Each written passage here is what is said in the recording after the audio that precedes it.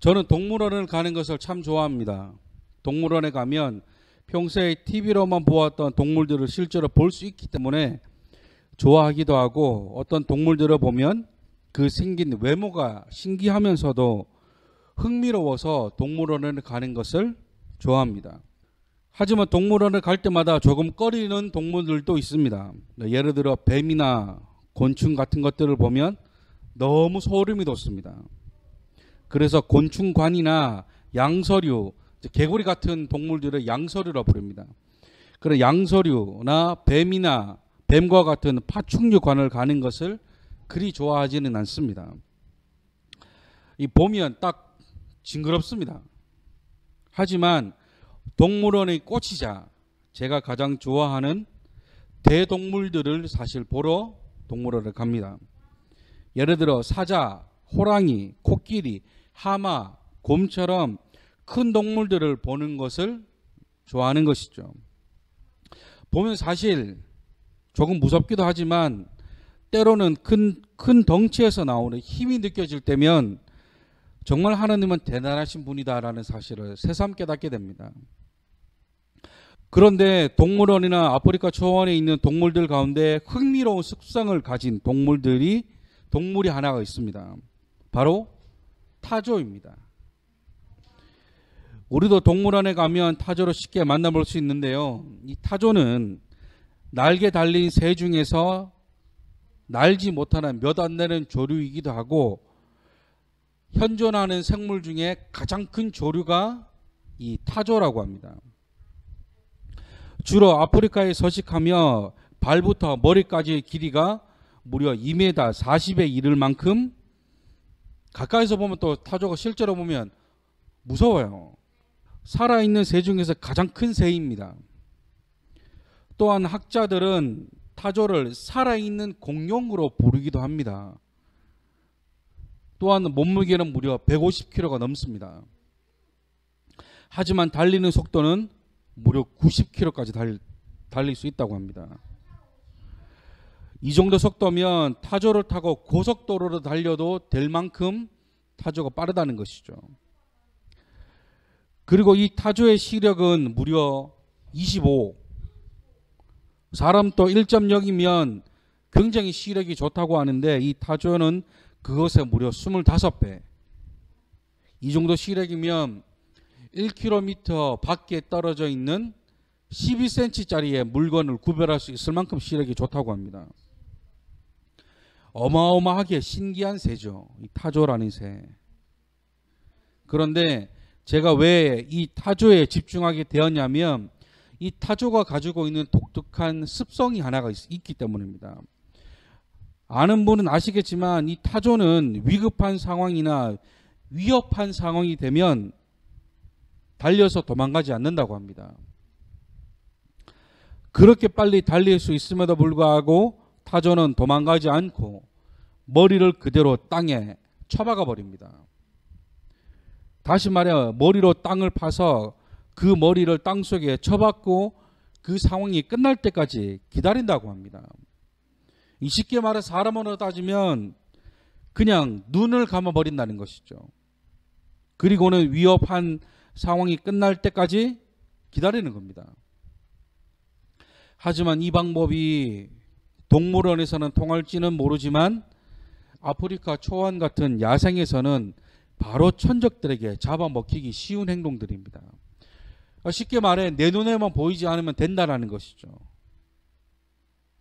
내 눈에는 안 보이지만 천적들 눈에 나는 보입니다. 또한 아프리카에 서식하는 어떤 새 중에는 천적이 나타나면 날아서 도망가면 되는데 무서워서 날아가야 한다는 사실을 잊고 뛰어서 도망가는 새도 있다고 합니다. 그러다 결국 잡아먹히는 경우가 많다는 것이죠. 이처럼 오늘 말씀의 제목과 같이 우리도 우리 삶에 두려움이 찾아오면 그 두려움을 회피하거나 도망가려고 하는 본능이 있습니다. 그래서 흔히들 하는 말 가운데 피하는 것이 상책이다라는 말이 있기도 하죠.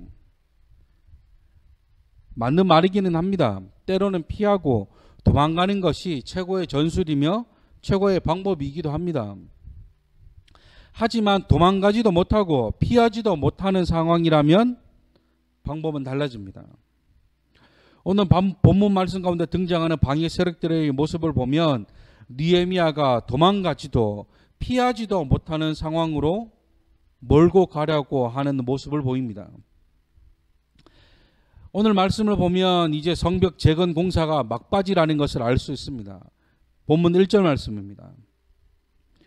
산발락과 도비야와 아라비아 사람 게셈과 그 나머지 우리의 원수들이 내가 성벽을 건축하여 허물어진 틈을 남기지 아니하였다 함을 들었는데 그때는 내가 아직 성문에 문짝을 달지 못한 때였더라.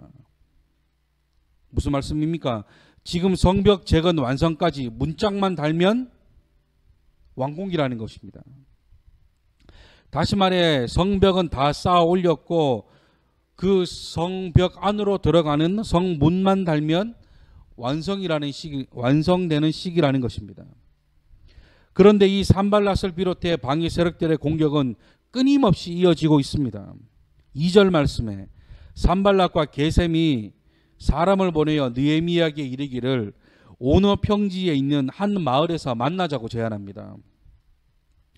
그리고 그렇게 제안한 이유에 대해 느헤미야는 그들이 그곳에서 자신을 해하고자 한다는 사실을 알고 있었다고 말합니다. 진짜 끝날 때까지 끝난 것이 아니라는 말이 있듯이 이들의 방해 공작은 성벽이 완성되어 가는 지금까지도 끝나지 않았습니다.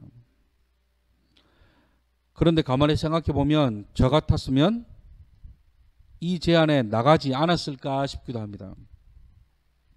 왜냐하면 인간적인 마음에 그들의 요구가 무엇이며 왜 그렇게까지 자신들을 괴롭게 했는지 이유라도 들어볼 심상으로 나가지 않았을까 하는 것이죠. 하지만 느헤미야는 나가지 않았습니다. 심지어 4절 말씀에 4번이나 그들이 사람을 보내어 만나자고 제안합니다. 하지만 느헤미야는 끝까지 나가지 않았습니다. 왜냐하면 지금 그에게는 하나님의 일에 대한 타협할 생각이 없기 때문입니다. 그들이 왜 불러내려고 하는지, 왜 이토록 힘들게 하는지가 궁금한 것보다 하루라도 빨리 이 일을 마무리 짓는 것이 그에게는 우선이었기 때문입니다. 끝까지 하나님의 도우심으로 이 일을 마무리하겠다는 느헤미야의 심지를 엿볼 수 있는 대목이라는 것이죠. 그리고 중요한 사실이 한 가지 있습니다. 그것은 방해 세력이 느헤미야 3장부터 계속해서 이들을 왜 방해했는지 그 이유를 알아야 합니다. 본문 9절 말씀입니다. 이는 그들이 다 우리를 두렵게 하고자 하여 말하기를 그들의 손이 피곤하여 역사를 중지하고 이루지 못하리라 함이라. 이제 내 손을 힘있게 하옵소서 하였노라.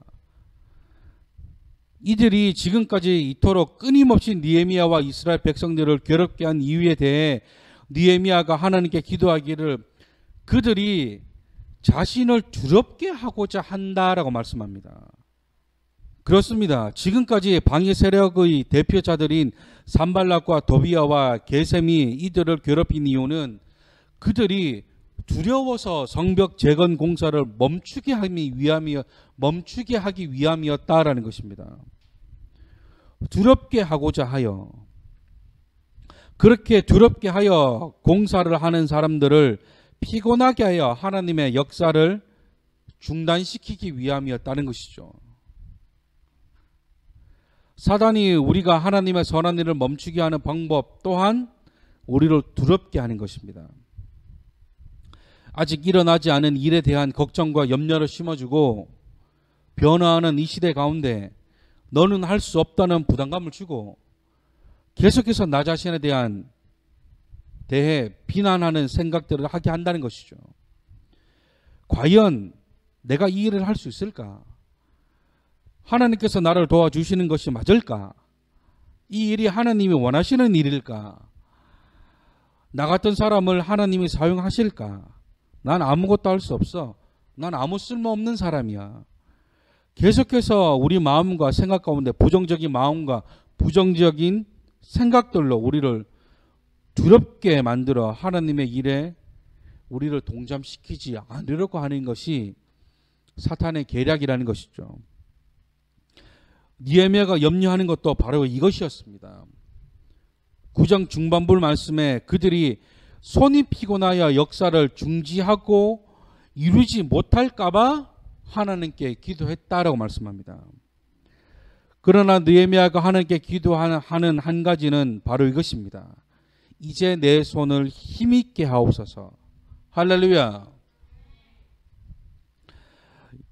이런 방해 세력이 주려고 하는 이 두려움 앞에 느헤미야가 어떻게 대처했는지, 저와 여러분들도 우리 삶 가운데 찾아오는 사탄의 두려운 공격 앞에 우리는 어떻게 대처해야 되는지 우리 말씀을 통해 알아보기를 원합니다.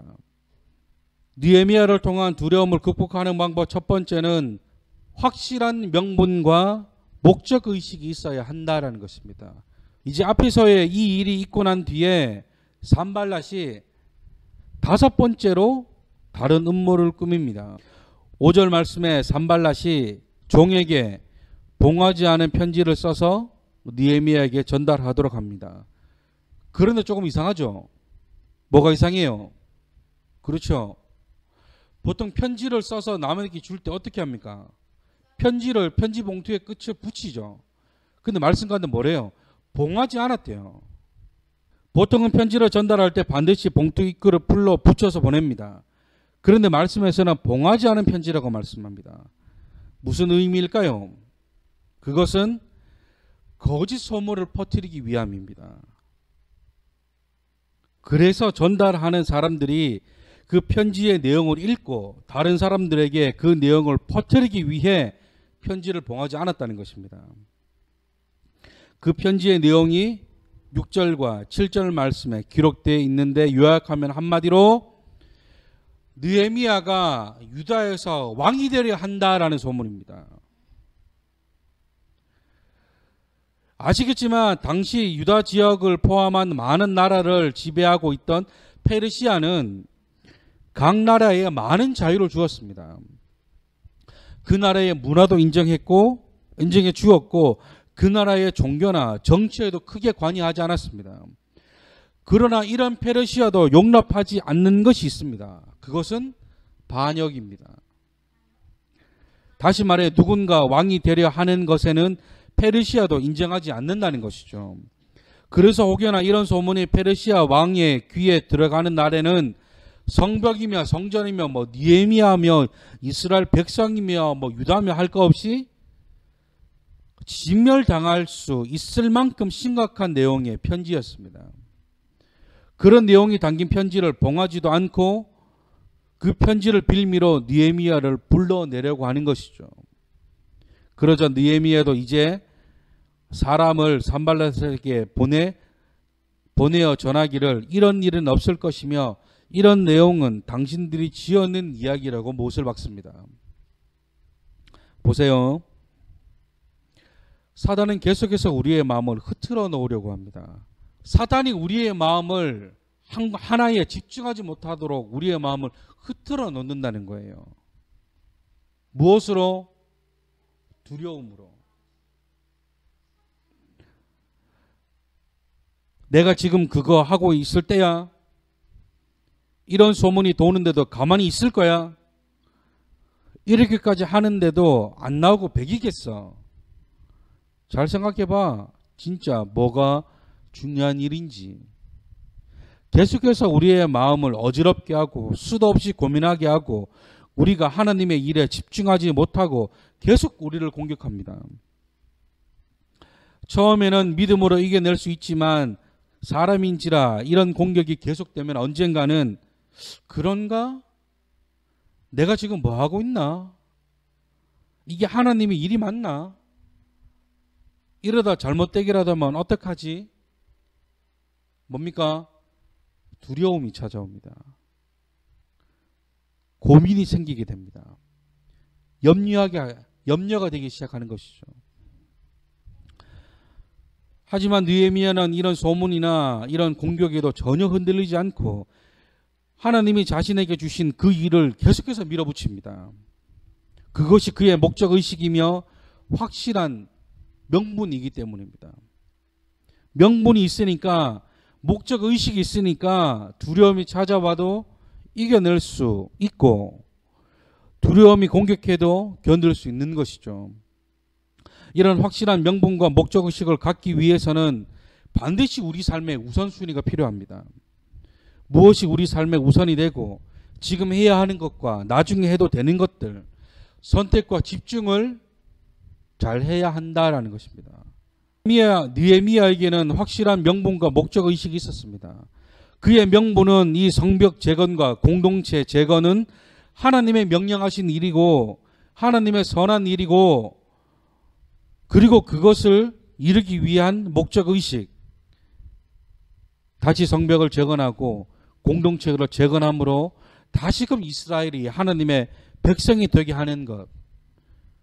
그렇기 때문에 그는 어떠한 공격에도 이 명분과 목적의식이 있기 때문에 버틸 수 있었다는 것이죠. 때로는 사탄의 공격에 흔들릴 수도 있고 두려울 수도 있습니다.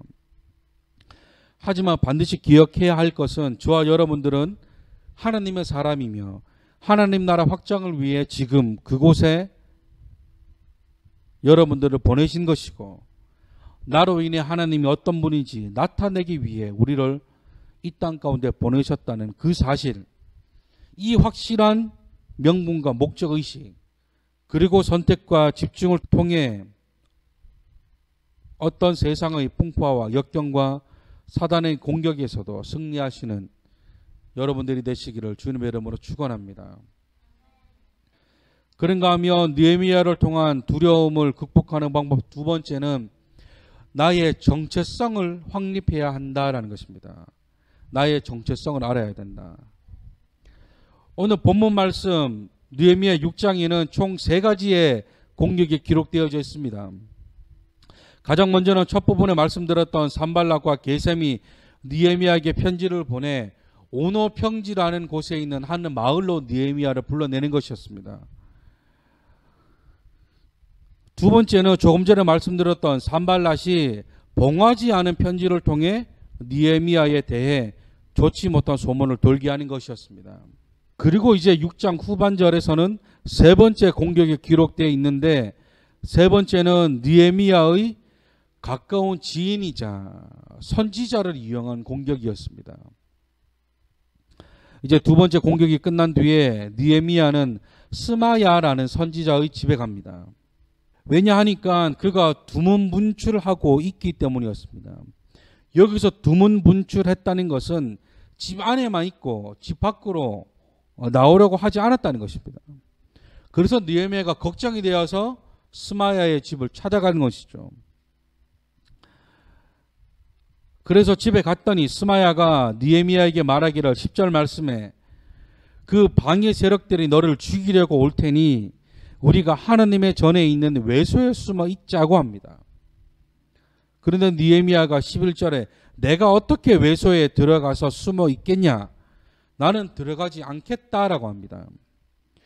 그리고 12절에 그가 깨달았는데 그가 도비야와 산발락으로부터 뇌물을 받았다는 사실을 깨달았습니다. 느낌적인 느낌이 온 것이죠. 뭐예요? 평소 스마야의 모습과 달랐다는 것입니다. 그런데 왜 느헤미야가 외소라는 곳에 들어가지 않았냐면, 이 외소라는 곳은 아무나 들어갈 수 있는 곳이 아니기 때문입니다.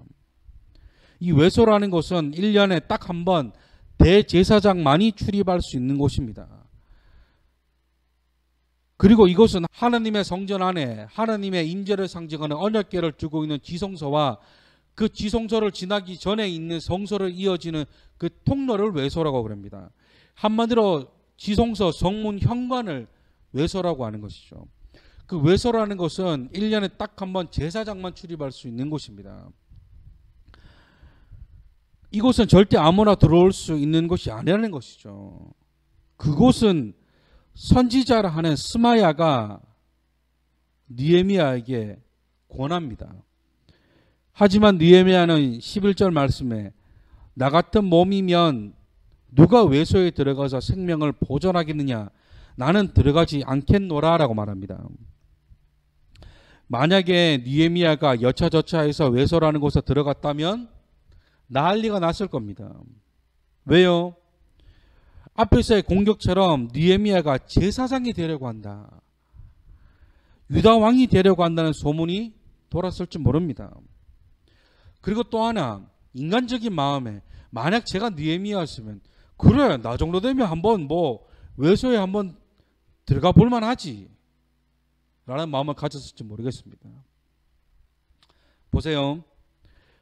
하나님이 명령하시고 하나님의 선한 일이라고 하는 이 성벽 재건의 공사를 완공 단계에까지 이르게 했습니다. 누가요? 느헤미야가.